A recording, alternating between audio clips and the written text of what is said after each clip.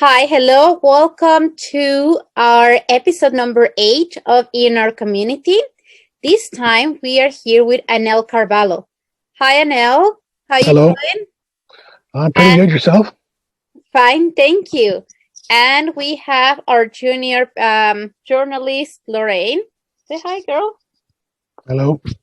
Awesome. So, Annel, would you like to tell us about yourself and your serving in the Canadian Armed Forces?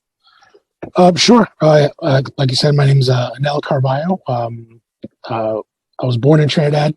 My family immigrated here in about 1984. I grew up in Hamilton. Um, um, I enlisted in the Canadian Forces in January 12th, 2005. Um, from there, I started my training, my basic training, and my medical training. I became a medic, um, and then in May of 2006, I was posted to Field Am in Petawawa, and I spent 8 years there. I deployed from there. I did two tours in Kandahar, Afghanistan. Um, so the first one was in 2008, and the second one was in 2010. And then from there, I got posted to Trenton, and then I was released from the military in 2018. So I've been a civilian for a couple of years now. So it's still a bit of a transition, but that's what I'm doing right now. But anyways, I spent 13 years in the military. Definitely a very proud time in my life, for sure. That sounds so exciting. And a medic. You guys Yes, are like essential in the field.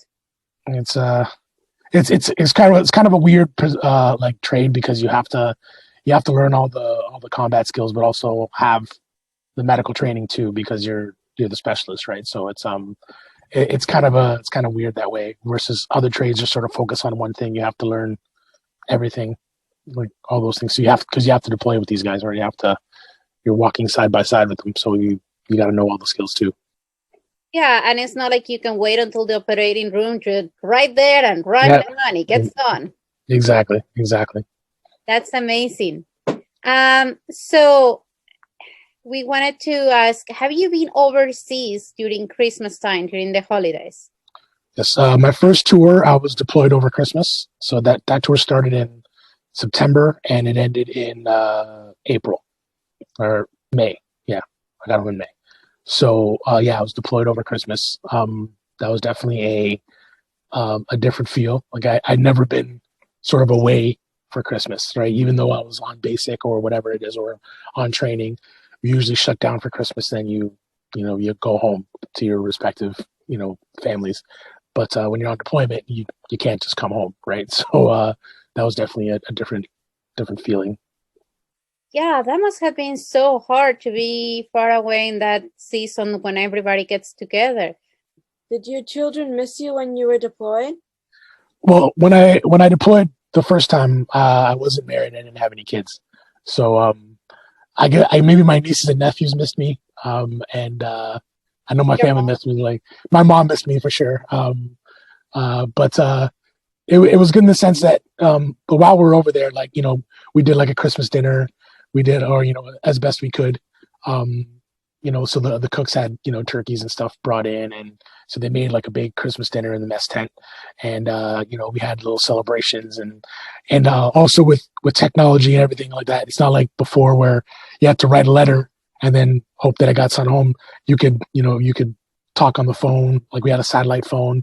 You could talk over Facebook or whatever. So there was ways to sort of reach out to your family, right? So like the first time was Thanksgiving. I remember I tried calling while everybody was sitting at dinner, right? So I tried the same thing at Christmas time. So I would call while everybody was. The time difference was about 8 hours. So like I'd sort of wake up in the middle of the night and then try to call somebody. But it was interesting, So they passed the phone around and I got to talk to everybody. But yeah, it was definitely a different experience from previous Christmases. So like I'm sure they all missed me, but I definitely missed them for sure. So while you were there, did you receive any Christmas cards from strangers or any care packages? And did they make any difference for you while you were stationed there? When I was there, I had a friend who worked for American Express. She was a corporate travel agent, and so her group decided to, I guess, sort of sponsor me. So they would send care packages to me, and I would distribute them to, people in my group that didn't necessarily have a care package at that point in time. So it takes a while for the mail to get there, right? So like you send something, typically it takes a week or two, but if you send something overseas, it may take up to a month to get there, right? So it's weird. So you go a little while without getting anything, and then all of a sudden you'll just get a whole bunch of stuff, right? So and the way it works, if you're out like on a patrol or an operation, they'll just put it on your bed space. So I remember I came back we were on I think it was like a 10-day op. We came back and I had like 20 care packages on my bed, and it definitely brought a big smile on my face. Even though they all weren't mine, right? But it still definitely brought a smile on my face. I was just like, oh, okay, look at all this stuff, and like it was just everything from like playing cards to those magazines. There was candy and treats and anything, right? So it was definitely it definitely made a difference as far as raising morale, raising your like I said, particularly if you had a pretty difficult operation, like if you're out and you get into a fight or whatever, and you come back and you're trying to de-stress as much as you can, and then you get this. There's either letters or a care package from a loved one. It's definitely a good feeling for sure, right? I mean, it doesn't have to be treats or anything. It could be just simple as like pictures or just something, just to open up and sit on your bed space and take a look, and then it's definitely a good feeling. Awesome, which is precisely what I was going to ask, that if have yourself or you met other soldiers who had received a Christmas card, because the government, well, more kind of like the Canadian Armed Forces have this program that you can make or buy some Christmas card like that. Okay, that's a bit shiny. And then we send it to any Canadian Forces members, and they give you the address in Belleville. And it cheers you eyes up. And this is our third year sending them, but obviously we have never heard back. We don't put our address. But we really wanted to see what impact does it make that we take time to send you guys. We want to thank you for all the work, because it's a huge work. Like all the training is just hardcore. The training that you guys have to do just to be part of the Canadian Forces is hardcore. And then you still on top of that had to train in your specialty, like you did medic, and then use your sacrifice to go, and that you are signing up for something difficult. You're not going to a 5-star hotels. You're going on the elements, and it's tough. Yeah, it's definitely appreciated. Like when we said you get cards from schools or like classes or whatever, but it definitely, even though if you don't know the person personally, like it's still just definitely a good thing. You get the well wishes. It's all positive. It all feels pretty good to get that stuff. Have you ever been deployed when you had kids? Sort of. My second tour was in 2010, and that's when my wife and we started dating. She had 2 kids already, so I mean, they weren't necessarily my kids, but they were, they were kids. So I mean, they were pretty small. I think the oldest one was 4, and the youngest one was about 1.5 to 2 years old. So they didn't necessarily understand what was going on, right? But that would be the closest to me deploying when I had children. Later on, even though I wasn't deployed, I still had to go do taskings like at other places. So I remember I had to go to Alberta for 10 weeks one time just because they were doing an exercise and I had to go do medical coverage. So that time I definitely had kids. We had 3 kids at home, and we had 10 weeks gone just like that. So I found out the Tuesday after Easter, and then I left on the Sunday. Right, on the following Sunday. So just that's fast. Short notice. Yeah, so it's a lot of times these taskings come down and there's not a whole lot of notice. You have to be ready all the time, right? So thankfully the wife at home was prepared for all this, but definitely had, I would call and message as much as I could. So yeah, it was definitely a different experience trying to, especially when you get home too, and they're like, they haven't seen you for 2.5 months, and you're like, oh hey, you got bigger, and it's definitely when you're trying to fit back into the to the routine that's already been established, right? So you're trying to figure that out, so there's going to be a couple of missteps, but all in all, it's really good. Yeah, well, routine, and if you were overseas, time change, the Yep. difference of time, kind of like jet lag, on all that fun stuff that comes from um, giving your service. Have you ever received a welcome, kind of like a surprise welcome, or have you surprised your family when you come from a deployment or an assignment, like kind of those movies or videos that they show that they have kind of like a banner and all that fun stuff?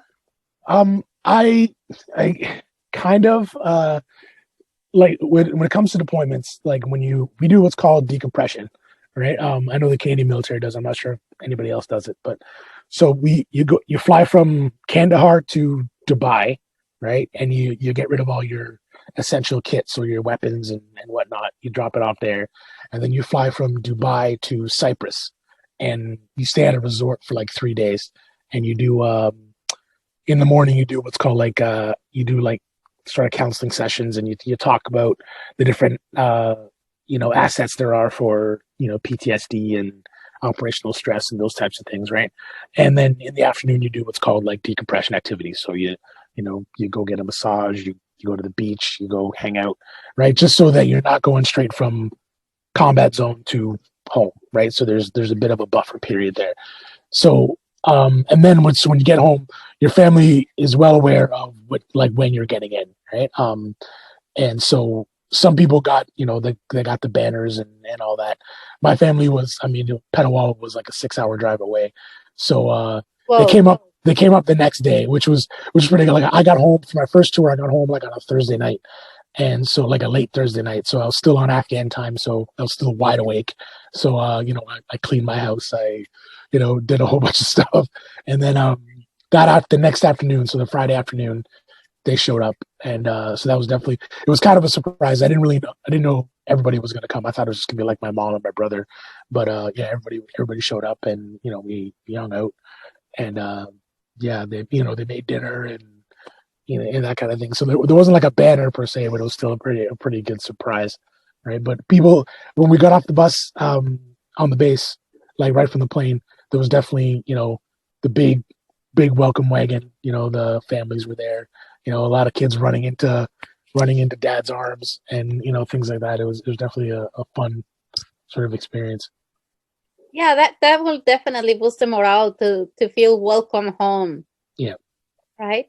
So that's so exciting, and thank you so much for sharing all the stories. It's so fascinating. I have heard some of your stories from your mom, which Yeah. I love listening. And she's Yeah. a fantastic person. She has been my mentor for a couple of years, and she definitely has a huge admiration from you. So if she sees us, hi Anne. Um, she's fantastic. So thank you so much for taking the time today, Annel. No And problem. once more, I want to invite everybody. It does really makes a difference for our Canadian Armed Forces. As simple as a homemade card to store-bought card, just a small message. Thank you so much for your service. May God bless you. It is just very simple, but it means so much to them. It boosts the morale, and they are away from home. They're missing their families, and it does really makes a difference. So we still have, I think, until the second, until next week to be sending them, and you can send them to any Canadian Forces member, PO Box 5004, Station Forces, Belleville, Ontario, and the postal code. Don't worry, I will add it on the bottom of the video so you can still send them. Just something simple, just to let them know that we're still rooting for them. We are really thankful for their service. And cards be sent to veterans as well, because I imagine that many people come home and there is not, like when you were single, like there is not that many people waiting for them. I think so.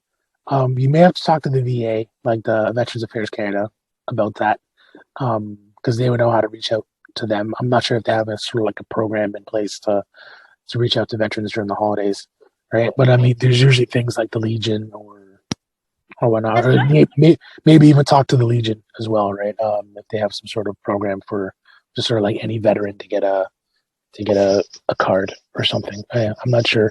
I'm not sure if the military does that after they've released, or if they're not on deployment. I'm not sure. Because I mean, even though you're no longer in service, you still took a big chunk of your life. In your case, it was 13 years, correct? Yep. That you dedicated to your country. You went above and beyond for your country. You made sacrifices. You traveled to very far places, put your life at risk. So we really, really, with all our heart, appreciate your contribution, your work, everything you guys have done. Our respects, because you guys work extremely hard even before going overseas. So thank you so much. You're very welcome. Lorraine is asking that in which rank did you had? I retired a corporal, so I wasn't very very high up, I guess. The thing was which is not typical because when like I got hurt on my second tour, and once you get hurt, then you get what's put on category until you sort of get better. And because my injury was like they weren't sure what they were going to do with me, that everything sort of came to a halt as far as promotion wise, right? But I had guys that I'd started with that were sergeants by the time I got out. So like I like to think that if I didn't get hurt, I probably would have been right along with them. So yeah, but I retired a corporal, right? But like again, it depends on your trade.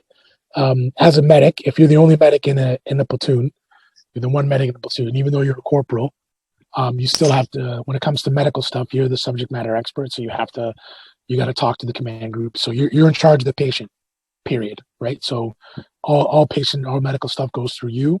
So even though you're just a corporal, it doesn't matter, right? You'll be telling the captain of the platoon or the warrant officer that this is what's going on with this patient. So you're in charge of all medical stuff. So rank has its place, but most of the time when it comes to specialists, then it doesn't really matter. Okay. Well, that goes with a lot of training and hard work and dedication and pretty much studying nonstop, right? Like for those who later on will have aspirations to join the Canadian Armed Forces, it's tough, not for the faint of heart. Yeah, it's all about preparation, right? You practice, right? You study, you practice, and not because you want to get a high mark. The idea being that if you fail a test at school, you write a test, you rewrite the test, or something, right? If you fail when you're out there, right, then it's going to affect somebody else, right? It's going to could have a very negative effect on somebody else. So you have to make sure that even though when the time comes, you have to act the way you're supposed to act. So that's why you prepare the way you do, right? So it takes a lot of hours, takes a lot of time, right? So you're confident with the skills, but thankfully, I think everybody is of the similar mindset where they make sure that even though we're back in the unit, we're not on deployment, we're still training, we're still practicing those skills. I mean, we used to have competitions at Field Amp for the afternoon off, for Friday afternoon off, where we make up an obstacle course with all the medical skills, like putting on tourniquets and putting on bandages and all that. And like whoever could do it the fastest got Friday afternoon off. Right. So like just stuff like that. So we're constantly sort of just training, and it kept it at the forefront. So you master those skills so that because when you get stressed and all that, it all needs to be second nature. You can't just, you're not going to rise to that occasion. You have to be just really, really practiced at it. Yeah, well, you had to be ready for any moment because you operate in the dark, in the sun, like you don't operate in optimal conditions, I assume. Exactly. Yeah, exactly. Thank you so much, Annel, for the time. I know you have a very busy schedule right now in Christmas. We really appreciate it. And in behalf of all craft GR family, thank you so much. And Merry Christmas and Happy New Year and all the best in all the new projects that you have coming up. Yeah, Merry Christmas to you guys too. Thanks a lot. Thanks for having me on. Awesome. Thank you.